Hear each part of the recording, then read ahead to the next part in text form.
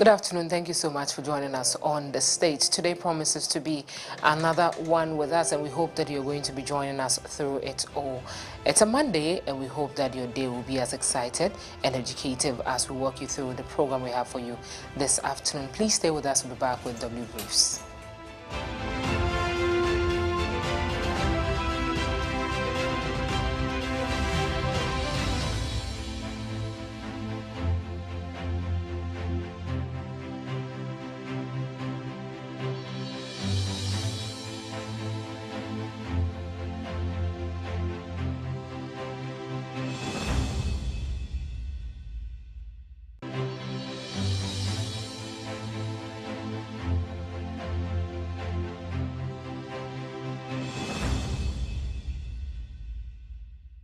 Oh yes, the solution to all your travel needs is here.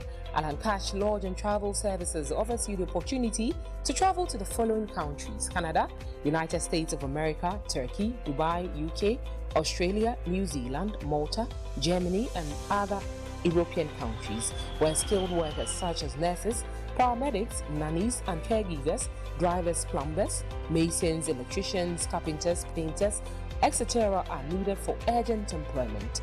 𝐼𝐓𝐕 Lodge and Travel Services can secure your Schengen visas with work permits. Individuals, organizations, churches, schools can contact us for their ticketing and hotel reservation, car rental services, international tour packages, travel consultation, visa assistance, and study abroad packages to all countries. We are located at Mr. Bates Bus Stop, opposite the Calvary Baptist Church at Abaka, Accra, or contact us on these numbers: 0544 27 9525 or 0545 622 672 or 0302 237557. 𝐼𝐓𝐕 Lodge and Travel Services, your destination, our pride. Looking for professional office space? We are here to help you out in every way. Available space to let within the building is a total of about 2,500 square meters. We have in place disability-friendly washrooms, male-female washrooms, and kitchenettes with 24/7 water supply. We are providing the best office space for your business, coupled with an on-site clinic and a spacious car park. Reach out to us before your competitors do. Wesley Towers is designed to make you feel safe, offering you the needed luxurious personal space. It comes with affordable pricing package. Please contact for details and inspection on 0503 109 978, 0500 166 304, or 0556 302 880 or 0243 614 423. Wesley Towers, offering you a safe, secured, luxurious office space.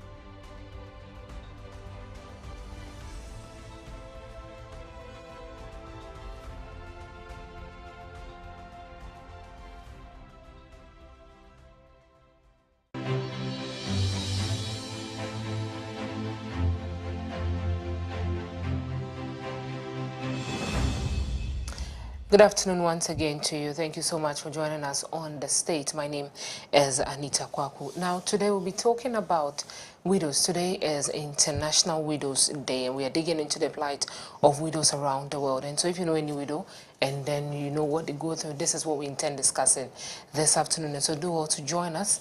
It's a Monday, and we have been joined by the very Reverend Dr. Mrs. Christina Opoku-Oppong, who is the Superintendent Minister for the Pseudo Circuit and Assistant Secretary of Synod for the Cape Coast Diocese. She'll be joining us via Zoom. And of course, Mrs. Vivian Fishen, who is a Leadership and Governance Advisor, as well as Gender and Disability and Social Inclusion Technical Advisor. She is in the studio with us. And so this afternoon, these two women would help us understand the plight of widows today. Good afternoon. Thank you so much for joining us. Thank you. Thank you. Good afternoon, Reverend. Thank you so much for joining us. Good afternoon. Thank you too. All right. So before we start, just greet your viewers and then we can start our discussions this afternoon. All right. Thank you very much. I want to thank all our viewers this afternoon for joining us to celebrate widows and to advocate for them. Thank you. All right. So let's begin. What do you think widows go through in our system we have today, especially when we are narrowing it down to Ghana? Thank you very much. I think that talking about widows, they go through so many things, so many pains, so many things goes on in their lives, and we thank God that a day has been set aside to talk about it. Okay. I have been a widow before, and so I know how it feels when you once were with people who cared, who loved you, and they are no more. And looking at the right hand, there's no one coming. The left, there's no one coming. You don't know who to talk to. And with the Ghanaian mindset, when a man dies, definitely the woman has killed him. And so people shun your company, families are thinking about something else, and it's so much a heavy burden upon you, you don't know how to go about it. But it's all because we have Christ who is always with us, we are sustained. And so I believe that to be a widow in Ghana is not an easy thing. It's a whole lot of burden that the church must come in to advocate for us. Thank you so much, Reverend. This is just the beginning, but we'll come back to you with a different question and then we can continue. Auntie Vivian, tell us, what does the number tell us? Paint a brief picture of the global situation of widows. So, in terms of the global picture, there are millions of widows out there. Okay. And let me begin by saying that the day was adopted in 2010 at the UN Assembly in an effort to ratify an action to address the poverty, social injustice that widows suffer globally. Okay. In Ghana, we may not have the quantitative data, but there's a lot of qualitative evidence. And let me say good afternoon to Christine. We shared a platform just a few weeks ago on International Women in Leadership Conference, which was organized by the Methodist Church Ghana, of which the two of us were resource persons. So I'm excited to listen to her share her in our work. We call them somebody sharing her lived experience. So these are real situations on the ground that widows go through in Ghana. And in terms of category, you may have endowed rich or what we call favored widows. But despite your circumstances, despite your category, you find some level of challenges in terms of stigma, in terms of discrimination, in terms of harmful gender-based violence practices that are perpetuated against particularly women who are widows. I mean, in terms of generic terms, whether a man or woman, they are a widow. But most of the time, it is the women who suffer the challenges that we face in our society. Why is that? Why is it always the women? It is because I always say that gender-based violence is just an umbrella term for issues of social vices that are meted against women. It's a form of discrimination against women. And women will suffer all the harmful practices that comes with the cultural practices in the name of widowhood right. It's just for the fact that they are women. Yes, we have men who are widows, but they often don't go through the same trauma as women. It's sociocultural, and the church has a role in helping to overcome some of these sociocultural gender stereotype biases that is meted against women in our societies. Thank you. Reverend, in your pastoral experience, what do you think are the most pressing spiritual and emotional challenges some of these widows face, both men and women? Thank you very much. Looking at the pastoral work, when somebody dies, and leaving the spouse behind. In many cases, the women suffer most because that is what I said earlier, that people think that when a man dies, it's the wife who has killed him. And so there's so much upon the woman when we talk about widowhood. Instead of people coming around to help, they are running away because they see you now as evil or something. And so with the pastoral work and visiting widows at homes, you will see them very devastated and not knowing what to do. They lack company and people to talk to. And so the church comes in with the pastoral work to assist the women, at least have someone to talk to, and then be directed as to what to do. Because so many things come with widowhood rights in Ghana. There are performances, things that they should do, rituals that they should go through, and some of them they are not Christian. And so you have to talk to them that this portion of it you must keep, and then run to the church instead. And so we have a whole lot of things going on when somebody dies, especially when a man dies and leaves the wife behind. And this is how the pastoral work is needed. The church is needed to be the voice of the voiceless and to be there for the people and to speak on their behalf. Few times the wife will die, the man is there, and you see people coming around. You see many women coming around.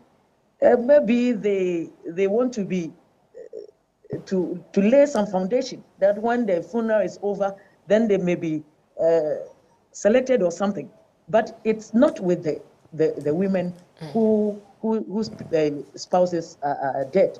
We lack company, we lack direction, we lack people. And sometimes it is the church that is frustrating you.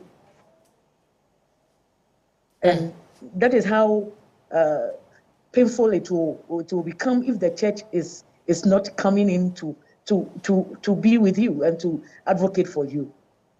And so for the pastoral work I have been doing since I suffered this, and I knew how the pain is, I don't joke with my widows in the church. This evening we will meet and encourage them to pick up the pieces and to go forward, to move on.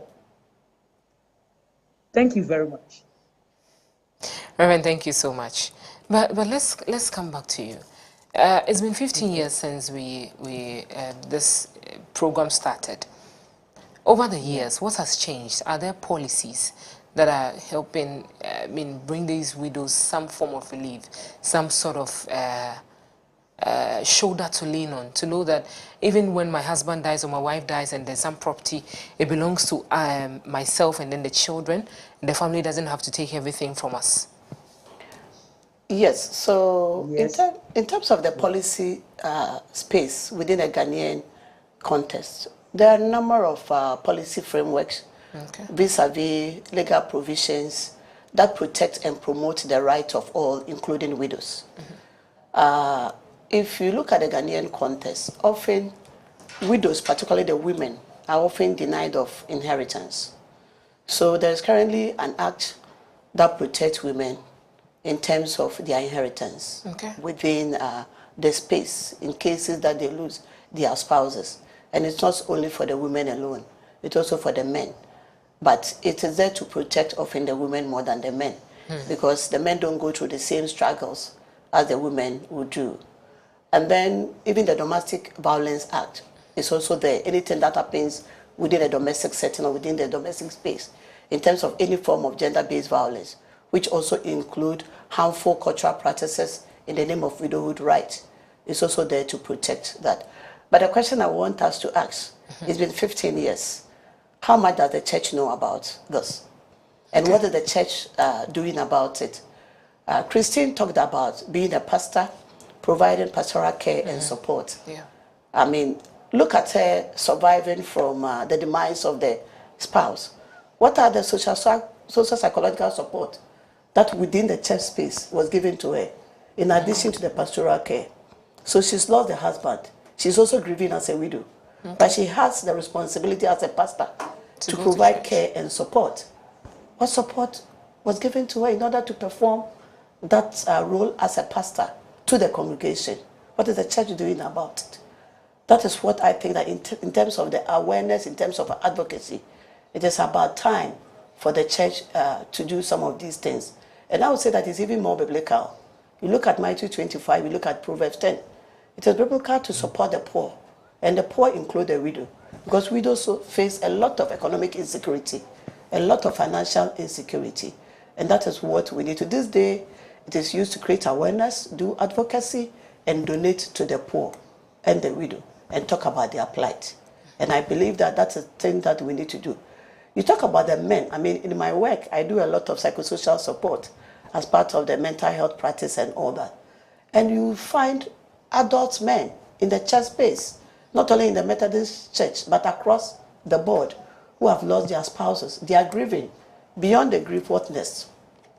You might say that the plight of the men are better than the women, but they also need some companionship, some support. What are the social support mechanisms for them? Yes, they are in the men's fellowship, they are in the women's fellowship, but what is the deliberate effort or initiative to provide them with support group? Those are the things that I think that we need to change the policy landscape within the church specifically to support grieving partners when they lose their spouses.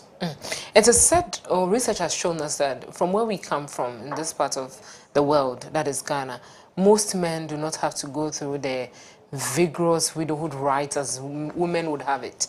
And so men really need that support? Because they can often grieve for 2-3 months and they are good to go. But women will be made to wear their black cloth or their white and black cloth for almost a year. Later they'll be asked to go through some removal rites to take off the black, and then they start with the white before they come back to the way things used to be. You are perfectly right. So that's why I would say that the grief that women suffer, it is proportionate to that of the men. So women face a lot of challenge. And this year, the theme for the International Widows' Day is beyond the grief, rebuilding lives, strengthening communities, and challenging stigma. Even if you're a woman and you decide to grieve for 3 months, 2 months, and change your black to white, you are stigmatized. Society does so. But let the man finish the funeral and the next day is wearing a white shirt and what have you, it is fine. And it is okay, because women are supposed to grieve for a whole year. I've had situations that young women who are widows will run to you and tell you all sorts of things. And even immediate close family friends will tell you that, oh, it is only 6 months and she's getting ready to get married. Men can do it, and within a month or two, they are okay. Even families will suggest possible suitors for them to marry. But when it is a woman, it is not okay. I mean, these are inbuilt stigma that women suffer. And these are the things that we need to challenge as a society. These are the things that we need to speak about in order to strengthen communities, societies, for us to know that beyond the grief, there is a lot that we can do to help that woman who is a widow, to help that man who is a widow to rebuild his life and take up the pieces. Let me give you the other side of it. We think that men don't grieve. They also grieve. I've had men, in terms of providing psychosocial support, who are in their 70s, 60s. They've lost their spouses. And 70? they want to, in their 70s. Wow. Oh, you are surprised? We have men who are in their old age, they've lost their spouses, and they are thinking of remarrying. And for purposes of disclosures and non-disclosures, you are not supposed to talk about them, but I'm using it as purposes of this conversation. They want to remarry. Even in their 60s, they want to remarry. As soon as they attempt to negotiate any form of this, the family will say, oh, you just lost your wife. It's another form of stigma. Because I've lost my wife, I'm unable to remarry. And they go with that pain. and they go with that stigmatization. They are not able to. The same applies to women. But the gravity of the issue and the impact on women is more than men. But men also go through that. Sometimes just a telephone call to talk to a widow is enough healing for the person. They would thank you a million for picking up the call to talk to them, because they need a companion. They need somebody to talk to. So yes, it indeed, they go through a lot in terms of psychosocial trauma.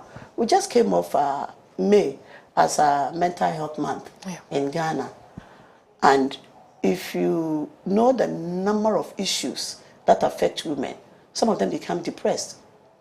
Some of them become depressed. If you heard about the alleged witches camp, we did an extensive research through an agency called 𝐼𝐓𝐕. It's an NGO, which one of the donor partners I worked with gave them funding grant to do a research.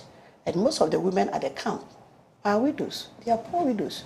And most of them, that's what the evidence showed, are depressed. And because of their depressive mood and their behaviors, they are alleged as being witches, because in the minds of the community, they are not behaving as a regular person.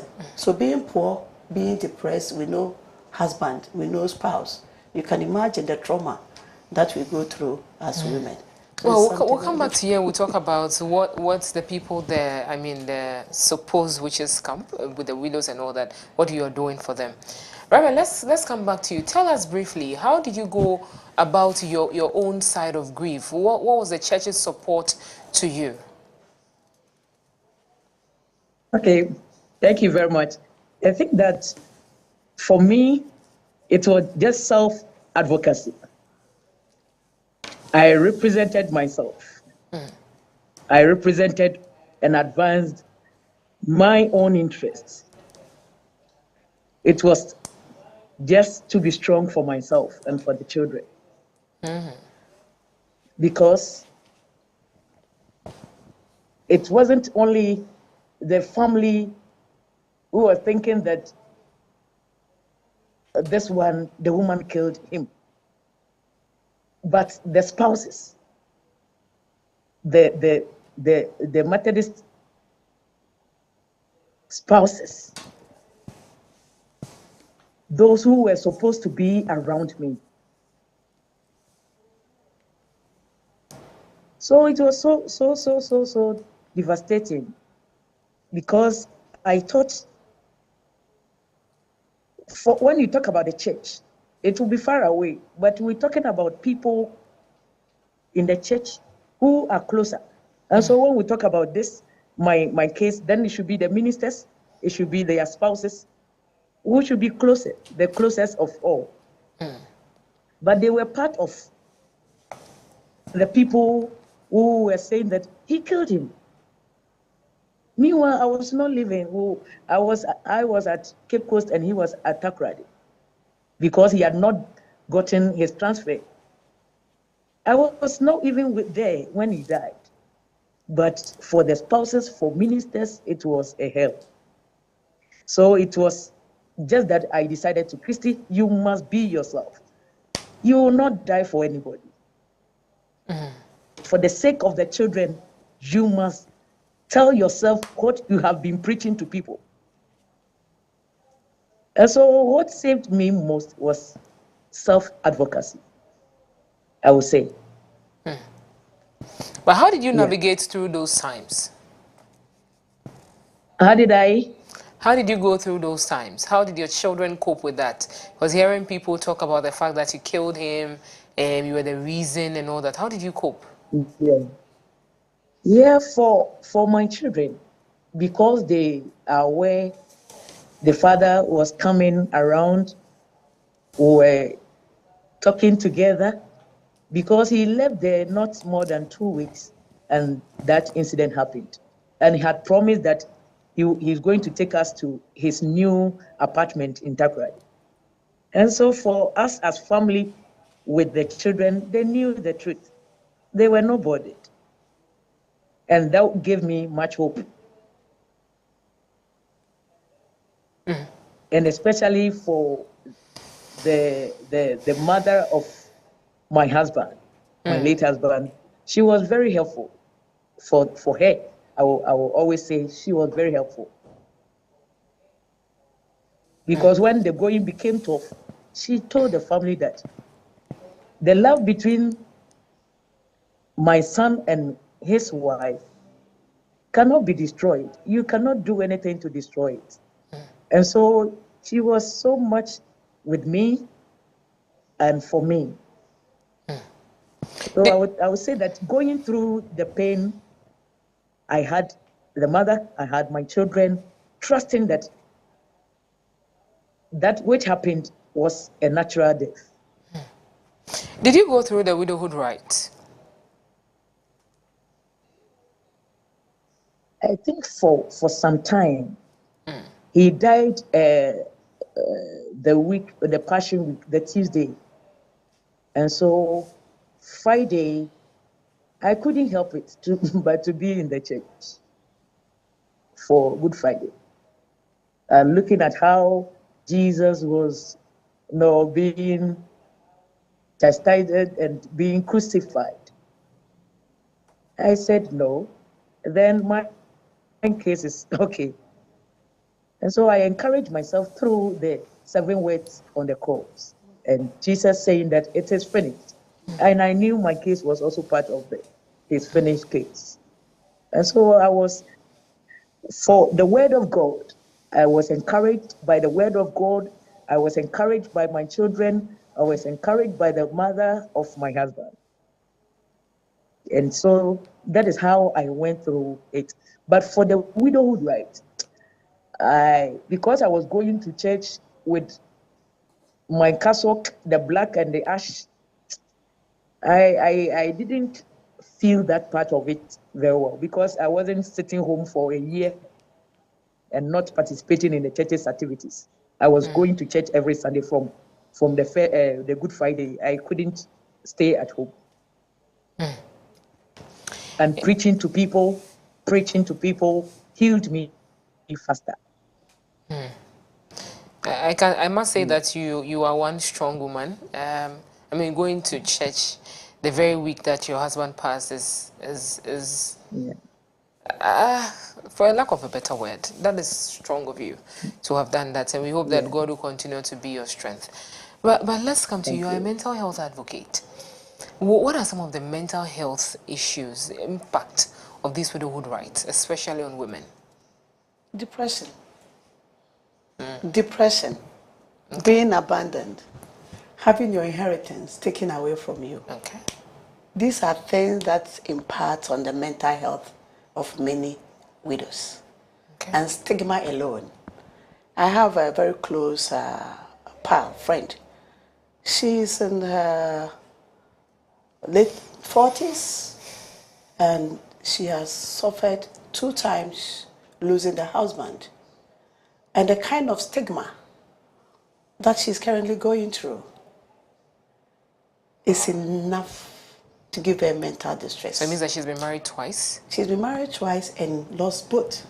Oh. She's been married twice. So married, lost the husband. Remarried again. Remarried and lost the husband. And the stigma from community, from people around her. And she's a corporate woman. She needs to go to work. So does she go to work? And she goes to work. And she has to work. And what are the support systems? You heard Christine talk about it. I mean, yes, she had all the social support system from immediate family. But within the workspace, and it's with her, the workspace is within where she works. I mean, be it the church or be in the corporate world. What kind of employee assistance support was given to her in order to function? Because she's a strong character. She was able to step aside the issues. But for any other person, it is enough to break her down mentally. And those are the things that we don't pay attention. And a lot of people move around in mental health states. I mean, there's a difference between being a psychiatric person and going through mental health issues. It can lead you to do so many things. So it has an enormous impact on the mental health state of every individual. And that is why we need strong social support systems, networks, particularly the church, to be there for widows. So some of these women, are they able to come to the facility to talk to you? In terms of facility? Yeah, I mean the mental health facility, to talk to a psychologist, Oh, to have someone to talk to. They do. I mean, once you don't stigmatize them, once, I mean, you don't give the impression. You know, the whole mental health issue has been stigmatized. So even the towns that houses psychiatric hospitals have been stigmatized. So if I tell you I'm going to 𝐖𝐓𝐕, the first thing that comes into mind is, oh, are you going to the even mental health 𝐖𝐓𝐕 is a facility? community. Okay. If I tell you I live in Pantine, the first or thing... going to Asylum Down. Asylum Down. The first thing that comes to mind is psychiatric. Can we destigmatize that? So we operate in such a way that everybody feels free to talk to you without you knowing. It's just like having malaria. It's just like having hypertension. It's just like having blood sugar or something. And it's okay. It is fine to talk about your... Sometimes talking about it itself is healing. It is not every state of mental health that requires medication. Sometimes there are psychosocial therapy that you need to go through and you are fine. So once you don't stigmatize the facility or even the individual, sometimes, oh, I'm going to see this, I'm going to see that. Why must, if I'm going to see a doctor, I'm going to see a doctor. Why must you just frame it and say, oh, she's going to see a mental health psychologist. She's going to see a psychiatrist. So what's the first thing that comes to mind? You know? There's something wrong with her. Yeah, so it's about time we destigmatize some of these institutions, specialists, and individuals about it. What effect does the widowhood right have on children, especially when the couple or the spouse in question who is passed on has children and then the remaining spouse is supposed to go through the widowhood right? Children get traumatized. Children, and I'm repeating, children get traumatized. And again, let me use this, my very good friend, who repeatedly married, got remarried, and then this, then. And the only child has been through a lot. Because of the demands, I mean, living with your parent alone in a minute. I mean, the first instance, the child was, I don't want to say whether he or she, but the child was about 7. Now is in secondary school and found, I mean, a father figure in place. And then lose that, when seeing the mother repeatedly going through that. Even that black wrapping around you. Have you paid attention to how widows, particularly women, are asked to dress? Black stuff. I don't know why they want to wrap their whole body with black. But if it's a man, it's okay to We understand that you have to wrap your whole body. Yeah, the first look 3 at them. months or something. Look at them. After 6 months, you take one out. One out and all sorts of things. I mean, the emotional trauma. So you are going out. And this kind of harsh weather condition. Yes, and you can imagine your mother is supposed to attend your PTA. Let me give you a very practical example. Every mother is coming to PTA well dressed. And in the name of widowhood right, my mother, I'm giving a very practical example. My mother should come all wrapped in black. The emotional, I mean, yes, you cannot even dress the way you are supposed to dress because you are stigmatized. And stigma is something that sometimes we cannot put our finger on. You need to demonstrate for people to know this is a form of stigma. So I'm supposed to dress this way while other people are dressing. I mean, it's presentable, but it's not the same way as everybody is dressing. And the emotional, this and the trauma. And I have children who ask their mother, can't you put the cloth down and put up this one? Because children sometimes will select your cloth for you. And mentally, they are going through that because they are comparing. And certain things, you have to go to the room by 6 p.m. You have to do this. You don't have to be out at a certain time. And what have you. You need to take a bath before 6 p.m. and change into white. Whatever. You cannot even sit in your couch or pouch or something to talk to even people who are giving you some kind of support. And for the children, they go through a lot. It's just that we don't pay attention. We don't know what goes through their head. But if you have one-on-one with them, then you can appreciate the trauma that some of these practices have on children, especially the young ones. So once their parents come to you, do you counsel the children as well? Both. Okay. So you try to, when it's come to that, the trauma on everybody is different. So for a child going through that, you have to make sure it doesn't affect the education. Okay. So you do a combination, both the parent, both the child, and even the teachers. And sometimes I sit and I say we are not even sensitive to some of these things. I am in the brigade, and they ask you, oh, every organization is going to do a drama. And then they ask people to pick. And they ask one organization to go and do a drama about widowhood rights. Do we think about a member of that organization who has just lost a spouse? Or in church, we say, oh, it's a family day Sunday. Everybody come with your husband. Come with your wife. You know, you've not paid attention to that. So are you thinking about that member of the congregation who just lost a spouse? And then you're asking everybody to come with their wife and their husband. It is good. It's family. But come with your family. Identify the widows even in the church space. On that day, what kind of support? Group support. So that you don't announce. So most of the times, when churches, all the churches, we are doing family day, family Sunday, come with your wife, come with your husband. Most widows stay out. Because that is when they are grieving. That is when they feel it most. So you have been taking note of all those things? I have, because that is my work. I'm sensitive to that. So sometimes some of them I'll call and say, no, this is not the way to present it at church. Yes. And I mean, there's a most recent, I will say it off camera, most recent one that I'm like, can I call this person? I'm like, how can you say that? What about the person? You may not know. You may not know. So it means that it's not intentional. It is not intentional because they don't know. So today is one of the days that we raise awareness about some of these things. It's like telling a child that everybody should come to school with a father. When maybe the child lost the father just last week. It's not intentional, but we should be sensitive to some of these things. Well, all right. I think that's a good one.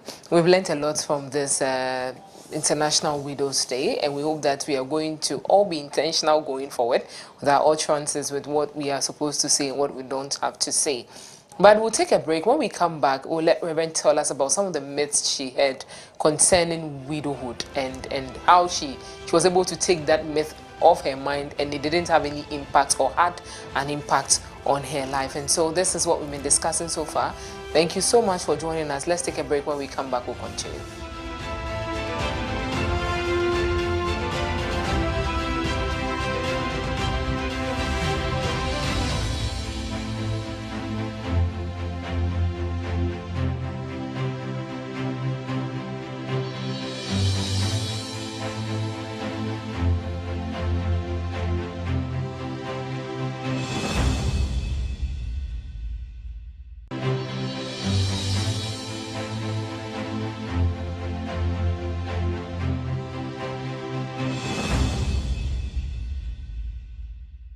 Abusia, wakwantu yo huti paye ni nyina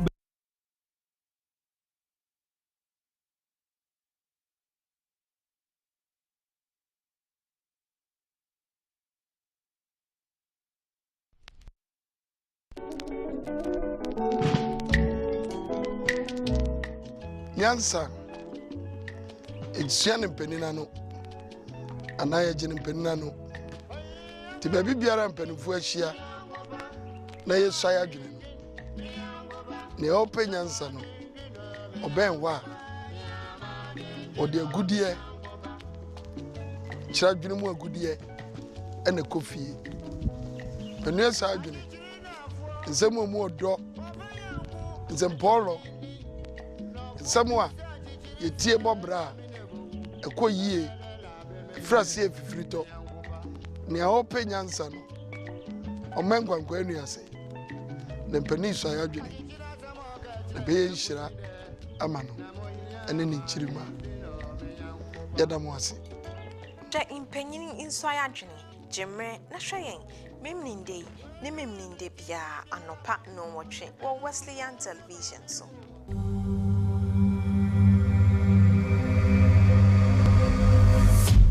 Abusia, wakwantu yo huti paye ni nyina ba awie ye wo. Enam Alancash Lodge and Travel Services inti. Alancash Lodge and Travel Services ebetimi do akọ man bi ti say Canada, US, Turkey, Dubai, UK, Australia, New Zealand, Korea, Japan, China, Malta, Germany, Any Europe amaya hudu opi so. Na se wo ye nurse, ana wo kransa no dwuma bia na wo ho certificate a. What wedi ye pesa afo ni bia kwa amono ne akoye adwuma. Alankas Lodge and Travel Services ebeje wo visa any work permit aka ho e di amount. Ankrankre ensafo suku so ahodo nso. Alankas Lodge and Travel Services ebetimi aboa mo ewo wo ticketing and reservation mu, car rental services, international tour packages, no ye travel consultancy, visa assistance, no sanso was study abroad packages. Eko man bia so. We reachi kwan ewo Mr. Biggs bus stop on mo a. Ye ne Calvary Baptist Church no e na edi nhwe ni mu. Circle Adabraka. Fre 0544 279525. Ana 0545 622 672. Ana afi 0302 237 557. Alankas Lodge and Travel Services. Your destination, our pride.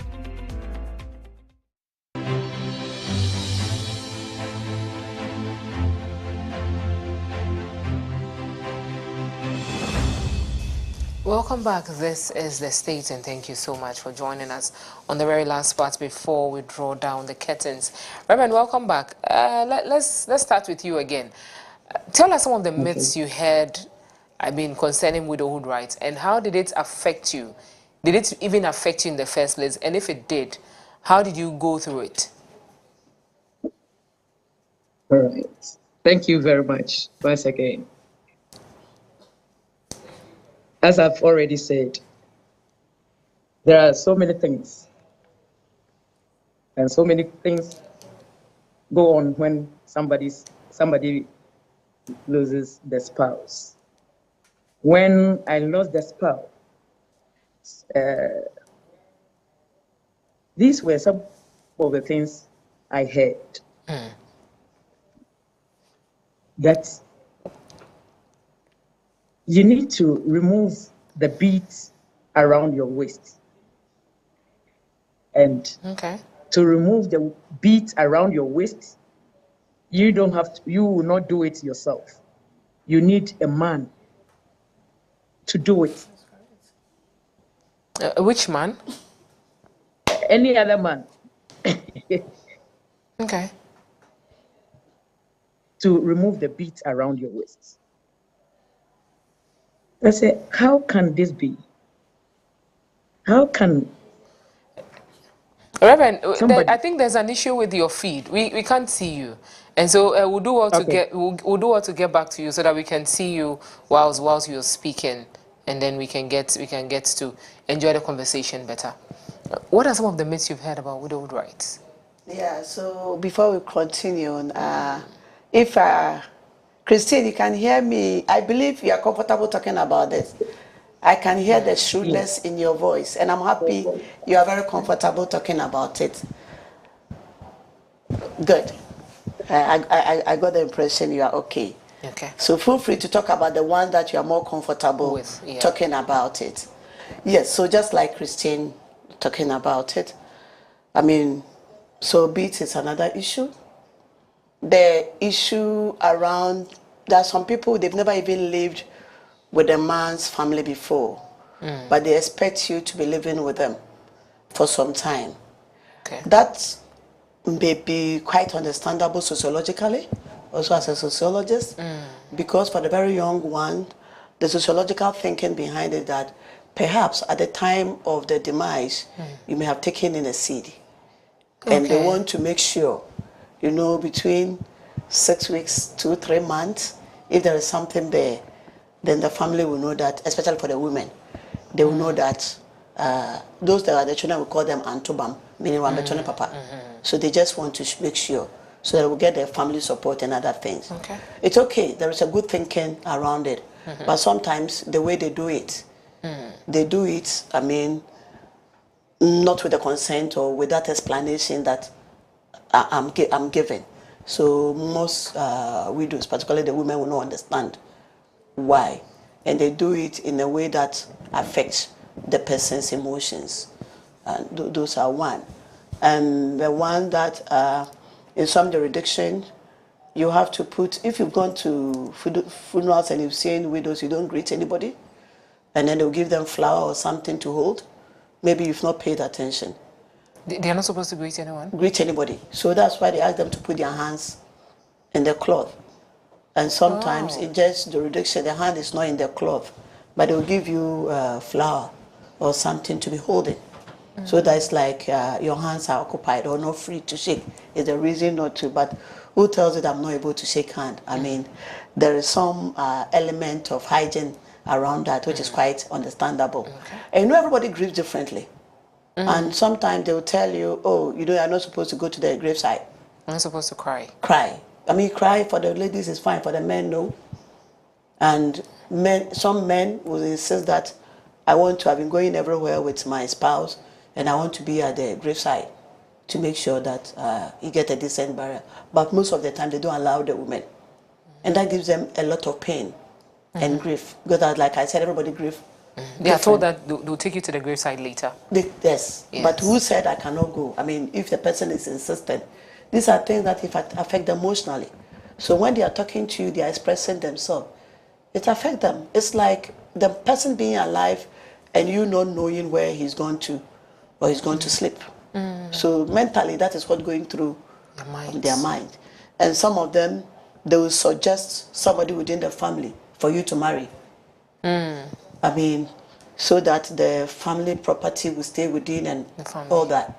So that you don't go out to remarry and then transfer. There are so many things that, I mean, as if that the woman or the man cannot take independent decision for himself or for herself. So there are several of such things that's happened, like in the evening one, you can't go evening programs, you can't do this. By 6 you should be at home. By you at home, some jurisdictions turn off the light and so many other things. And I've seen physically some of them that before they even prepare the person, put the person in state, I mean, will ask you to do a formal, final goodbye, final kiss. Stay in the room with the person. In the room with the person and all that. Come on. Why would you want to do that to a grieving woman, to a grieving man? I mean, I've witnessed one. I was young in Takwa. This is a man was asked to perform 𝐖𝐓𝐕 because when they got married, he has promised the wife they would do wedding, and they didn't do the wedding. So the family, I was very young. I mean, Mr. and Mrs. Crohn's, it was a very common thing at the time, in the, I think, 80s or early 90s. And I didn't know I was going to grow up to be in this place talking about it. And he was made. He got married to the woman? Yes, I mean, dead body, virtually. I mean, all alone in their room, kept in their room and all that. I mean, these are some of the things that we say they are harmful. Why would you want to do that to anybody? And I mean, the impact, it is not good to anybody. And you must speak against this. All right, let's come back to Reverend Christine. Reverend, back to you. You were talking about something. Can you take us through it again? Yeah. Yes. So when my husband died, and after the burial, then I heard that if I have beads around my waist, then it should be taken away. So must be torn. Yeah. And so I asked if I can go and do it myself. They said no. It should be done by somebody. Said if it will be done by somebody, I will not allow. Even if it's a woman, I will not allow. So because we had intimacy and because of that, the beast should not continue to be around my waist, then I would tear it myself. And it ended there. If I had maybe given him some, they would have given me somebody to do it. So that was the first one. And then I heard that for the man not to come and have intimacy with you spiritually, you must sleep with somebody. You must have sex with somebody. So if that is the case, I have not heard widows around sleeping with people just to avoid the late husbands coming to sleep with them. I am a minister. I pray. And so just to let a ghost not come around me, I know how to go about it. And so I discussed with them, and it died naturally. And then it came to this evening programs as a minister of God.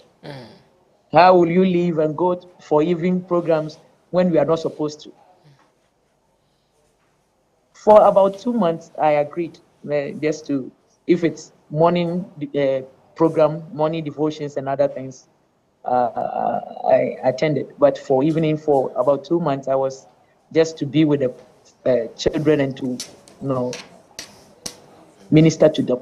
But after 3 months, after the 2 months, I couldn't help it but to join the church, because when they see their minister, they are happy, and it motivates them. So I continue with the evening programs, and till now I am still with them. With the greetings, for ministers, we greet a lot. So for you not to greet for some time, it was something I couldn't help. So it didn't last. For me, it didn't last, because I love to share, I love to greet, I love to be with people. And so that one too didn't last for a longer period. And for the leaf that they will put around your ear, behind your ear, so that you avoid hearing sounds and spiritual noise.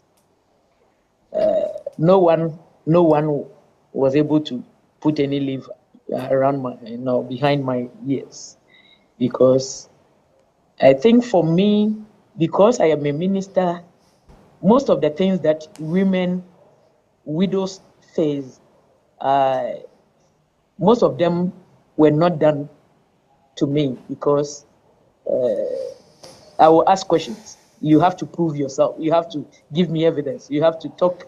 So for those things I initially did with them, they will say, when you tell Osofo, she will say, prove it.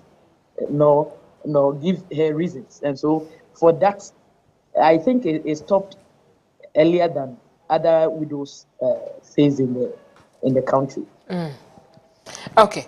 So, Reverend, what are we up to as a church? What are we doing today? Yeah, for the church, I believe that with the Directorate on Gender. Family and Social Intervention, gender, much is being done. I think within some space, some years, this advocacy is being carried on in our various societies. And for gender, I will just say they have done well, because most of the things that we did not know, we now have heard them, we now know them, and we are helping our people with those things that we have learned. And so I would say that the director should continue, because they have been given the power to help the marginalized and to help the widows. And so they should continue. Okay. We also understand that there was an activity in the Fosu diocese. Yes. Okay. Yes. And not long ago, we had one in Cape Coast about this advocacy and widowhood and other things. And I believe that with the love of God, we have been preaching. It should go deeper than we preach. Okay. Because the love of God we know as Methodists in the world is active. That love is active, and it is an engaged love that wants justice and liberty. Members cannot merely watch from sidelines, so they can care enough about people's life to take a stand and urge each member to respond, no matter how difficult the issue may be. The church must get involved.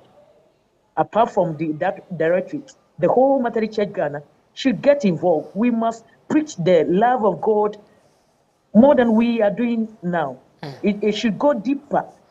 And looking at what Jesus said that the Spirit of God is upon me because he has anointed me in Luke 4:18-19. I think that we must fulfill the mission of the church when we bring good news to the poor and set the oppressed free. All right. Reverend, I think Again, that when we you need to read we need to Matthew bring you into the 25, studio, and then 31 to, we'll have this conversation with you. We must come. Yes, we'll have to come to the studio. We'll have to bring you all the way from Cape Coast into the studio. I hope that when we call on you, you have the time to also spend with us, and then we'll discuss this deeper. Yes, I will. But thank you so much for your time and for sharing what you have been through, sharing your own side of the story with us. Let's come back to you, Mrs. Vivian. What is the church doing? We understand that you were at the Fusu diocese just yesterday. Yes. So, yes, we've tried and attempted to inject the church with a bit of advocacy over the last 3 years. So, over the last couple of years, through the Gender Directorate and with the director, the Reverend Comfort Ruth Kotopopafiu, of which I am her chairman of the Congressional Advisory Team, we've been doing a number of things. So like she said, most of the female ministers, gender coordinators have been trained and built capacity on advocacy.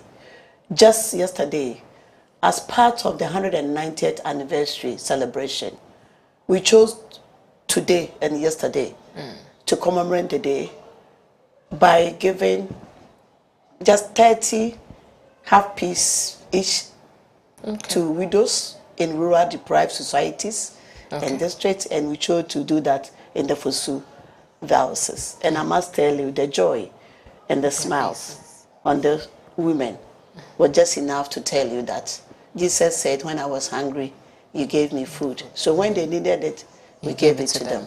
That is what we expect the church to do and do more. All right. We thank you for doing this for the widows in deprived communities and deprived societies, as you said. And we hope that this advocacy will go a long way to change our mindset, just as you said. Some of the things we say in church, some of the things we say, we don't know we are saying the wrong thing, but that is what we have said. And we hope that you would all forgive us, especially to the widows out there. If we actually said something that has hit you in the wrong way, we are sorry about that, and we hope that God continue to comfort you even in these trying times. Thank you so much for doing this with us, and we hope that we'll do it once again. But this has been the state we've been discussing, the 2025 World Widows Day, and so this is what we're discussing on the state. We hope that you enjoyed it. We'll come your way again on Wednesday. Before then, enjoy the rest of our programs, and we'll see you.